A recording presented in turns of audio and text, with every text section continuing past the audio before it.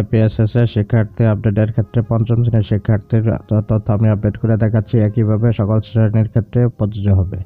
তো প্রথম যে কলামটা আছে এই কলামে ওই ক্লাসের বালক এবং বালিকা আলাদাভাবে বক্সে লিখতে হবে, এবং দ্বিতীয় কলামে শাখা ভিত্তিকের ক্ষেত্রে যে সকল বিদ্যালয়ের শাখা আছে সে সকল বিদ্যালয়ে বালক বালিকার বক্সে বালক বালিকার সংখ্যা লিখে যৌথর বক্সে 0 লিখতে হবে। আর যাদের শাখা নাই তাদের ক্ষেত্রে বালক বালিকার জায়গায় 0 লিখে যৌথর জায়গায় মোট শিক্ষার্থীর সংখ্যাটা লিখে দিতে হবে। যেমন আমার এখানে কোনো শাখা নাই, এই কারণে আমি উপরের কলামে যে মোট শিক্ষার্থী ছিল এই মোট শিক্ষার্থীর সংখ্যাটা আমি যৌথর করে লিখে দিচ্ছি, আর বালক বালিকার ক্ষেত্রে 0 দিয়ে দিচ্ছি।